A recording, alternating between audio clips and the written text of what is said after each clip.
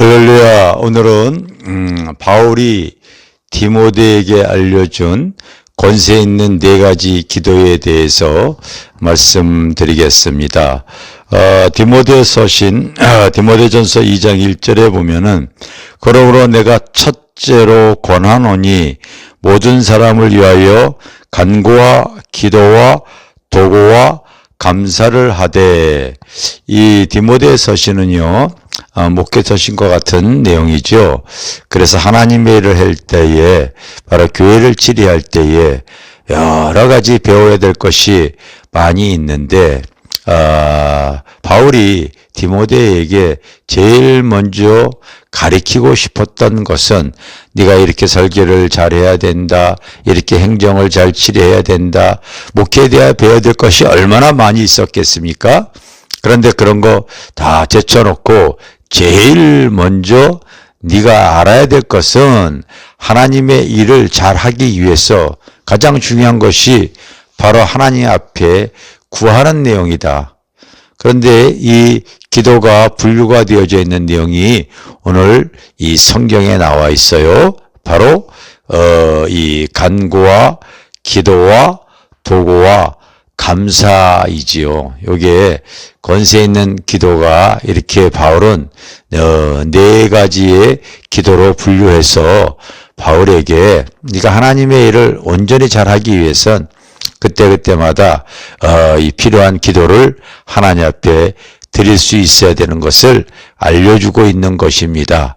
그래서 오늘날에도 목회자나 이 성도들이 이와 같은 내용들을 다른 것보다도 하나님 앞에 구하는 내용들을 먼저 권세 있는 기도로서 하나님 앞에 의지하고 나가야 될 줄 믿습니다. 첫 번째가 간구의 기도죠. 이거는 간청하는 기도입니다. 하나님 앞에 떼쓰는 기도라고 할 수도 있는 그러한 이 매달리는 기도를 말합니다.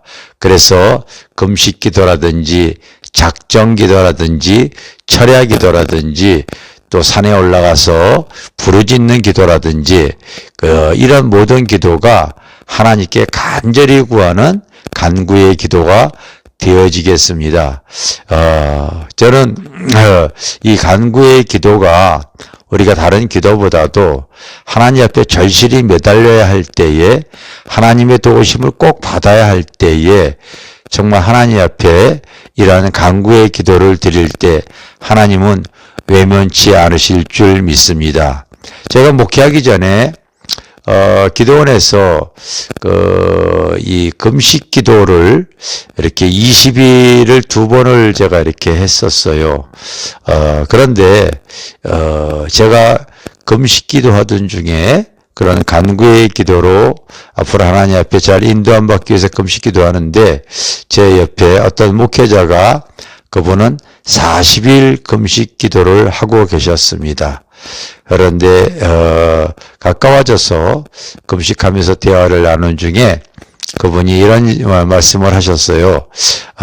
나는 하나님의 일을 잘 하고 싶은데 자기의 사모가 그 목회를 아직 동의하지 않고 반대를 하고 있어서 이것이 사람의 힘으로 안 되어지기 때문에 하나님께 매달리고 있습니다. 금식하면서 하나님 앞에 이 간구의 기도를 드리고 있습니다. 그런 말씀을 하셨는데, 그분이 40일 딱 끝나는 날 그 사모님이 꽃다발을 들고 왔더라고요. 그러면서 자기 남편의 뜻에 이제 순종해서 주의 길을 같이 합력하여 선을 이루겠다고 하는 아름다운 모습을 제가 기억을 합니다. 여러분, 우리가 일상적으로 드려지는 기도보다도 간구의 기도는 때로는 생명을 내걸고 정말 하나님 앞에 때를 쓰듯이 매달리는 기도를 말하는 겁니다. 이 기도가 또 강력한 파워가 있기 때문에 이 간구가 제일 먼저 이렇게 지금 나온 것 같습니다. 두 번째가 기도죠. 우리가 그러나 여러분 항상 이렇게 하나님 앞에 생명 내고 기도할 수 있는 건 아니기 때문에 간구 다음에 또 기도를 하고 있어요. 그렇지만은 기도는 여러분 영의 호흡이기 때문에 꼭 우리가 주님 앞에 가는 날까지 하나님 앞에 쉬지 말고 꼭 기도 생활을 하셔야 할 줄 믿습니다. 로마서를 보게 되어지면은 8장 이전과 8장 이후의 내용을 이렇게 분류할 수가 있는데 그 8장 이전까지는 바로 바울이 가르치는 내용들이 많이 기록이 되어지고 있고요. 8장 이후로는 바로 어떻게 살아야 되는가에 대한 내용이 쭉 기록이 되어져 있는데 바로 그러므로 그리스도 예수 안에 있는 자는 결코 정죄함이 없느니 생명의 성령의 법이 죄와 사망의 법을 이길 수 있느니라 이렇게 시작이 되어지죠. 바로 생명의 성령의 법 이렇게 얘기를 하고 있습니다. 여러분 생명은 살아있음을 뜻하잖아요. 이 영적 생명력을 꾸준히 유지할 수 있는 것이 저는 기도밖에 다른 것이 있겠는가 생각이 되어집니다. 그래서 영에 속한 사람은 항상 영의 호흡을 하면서 영적 생명력이 나의 삶에 드러나는 것.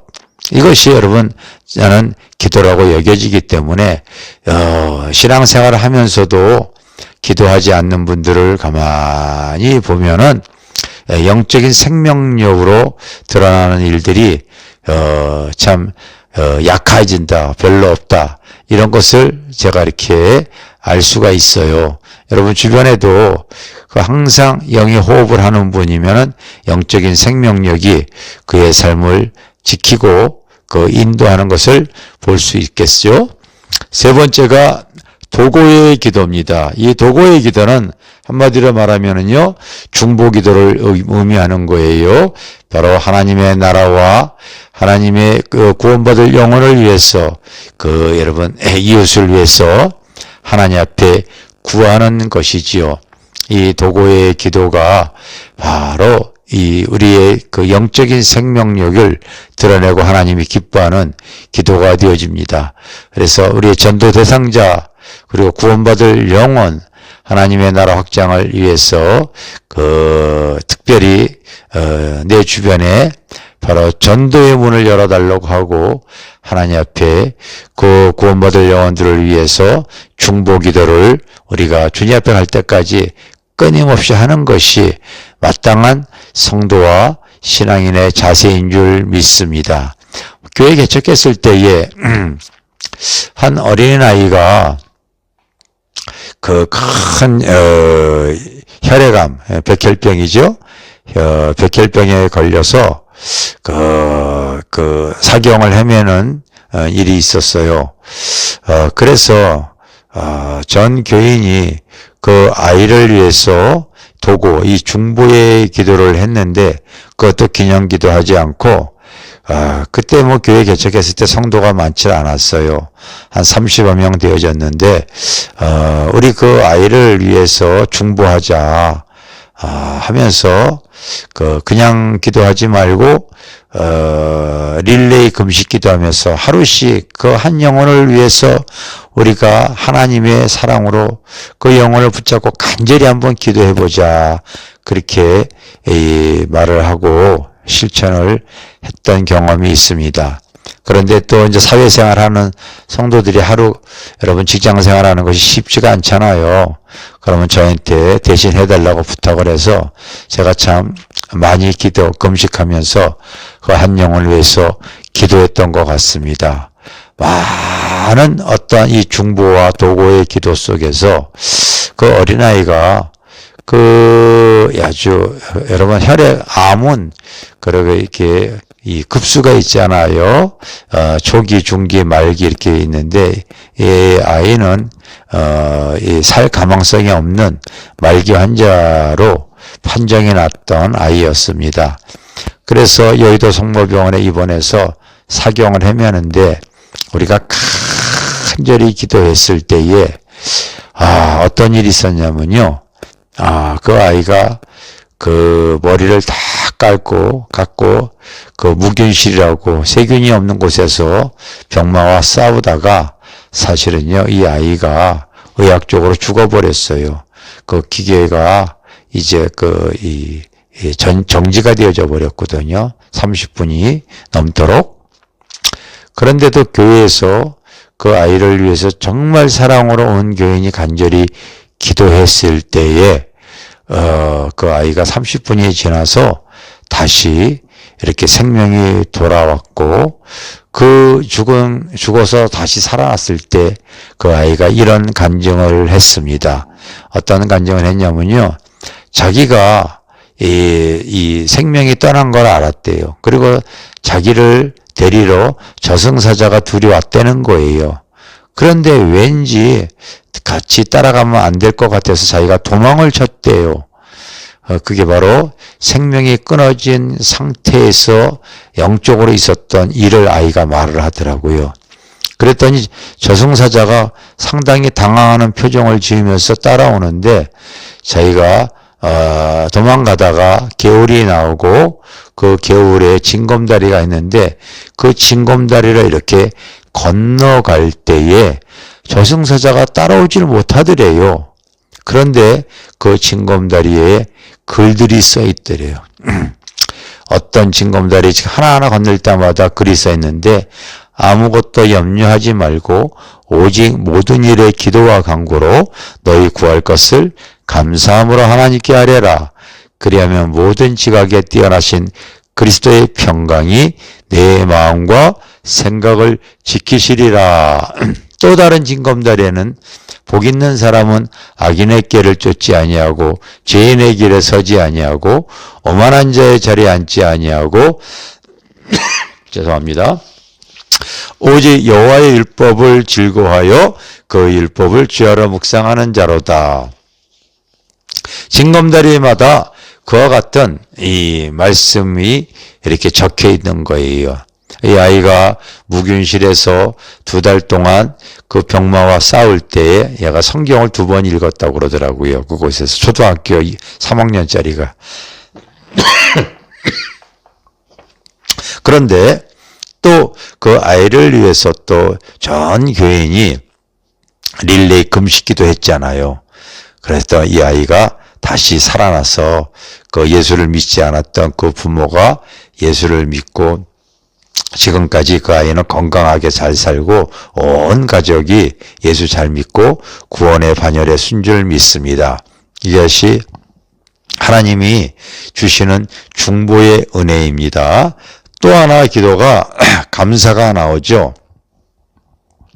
우리가 여러 가지 신앙생활 하면서도 삶의 여러 가지 걱정, 근심, 문제, 아픔, 이것이 내일 일 속에서요, 참 우리의 삶 속에서 많이 찾아옵니다. 그럴 때 주님 의지하지 않으면 안 되기 때문에 주님께 의지할 때에 하나님 앞에 깊은 기도 속에서 하나님께서 그 문제 속에서 그 아픔 속에서 깨달음을 주시고 하나님의 공유한 은혜를 주시고 내가 알지 못했던 것을 발견하게 되어지죠. 여러분, 요나서에 보게 되어지면 불순종했던 요나가 물고기 뱃속에 들어가서 이제 하나님께 막 기도할 때에 여러분 요나서 2장 9절에 보면은 그 물고기 뱃속에서 요나가 이런 기도를 합니다. 나는 감사하는 목소리로 주께 제사를 드리며. 여러분 어떤 상황인가요? 이제 물고기 뱃속에 들어가서 그가 그곳에서 기도하다가 하나님이 그에게 깨달음을 준 것이죠. 네가 불순종해서 그렇게 되어지지 않았느냐. 너는 하나님께서 그 요나에게 그 깨달음과 뉘우침을 통하여서 그곳에서 물고기 뱃속에서 하나님께서 그 깨닫고 자기의 연약함과 자기의 그 불순종을 회개할 때에 그곳에서 감사의 제사를 드리죠. 여러분 결국 우리가 정말로 무지하거나 연약하거나 때로는 불순종으로 인하여 죄로 말미암아 나에게 생겨진 문제인지 그리고 하나님이 어떠한 섭리 속에 내가 알지 못해서인지 몰랐을 때에 기도를 통하여 하나님께서 깨닫게 해주시고 알게 해주시면 그 입술의 고백이 감사가 툭툭 터져 나오죠. 그래서 감사는 바로 하나님의 은혜를 깨닫는 사람들의 일상에서 얼마든지 그 하나님께 드릴 수 있는 것이 감사인 줄 믿습니다. 나의 삶에 이것이 기도가 되어지면은요, 참 능력 있는 삶을 살 수가 있는 줄 믿습니다. 여러분, 바울이 그 무엇보다도 가장 귀한 것이 네가 하나님의 일을 잘하기 위해서, 목회를 잘하기 위해서 다른 것보다도 첫째로 권하는데 이 기도에 대해서 가리킵니다. 그것도 분류해서 얘기하죠. 여러분, 우리가 드려지는 기도가 바로 이렇게 때로는 강구의 기도가 있고, 일상의 기도가 있고, 그리고 중보의 기도가 있고, 하나님의 깨닫는 감사의 기도가 있어서 기도의 폭이 넓어진 사람일수록 하나님 앞에 하나님의 나라의 폭을 넓혀갈 수 있다는 것을 기억하시기를 바랍니다. 기도로 승리합시다. 할렐루야.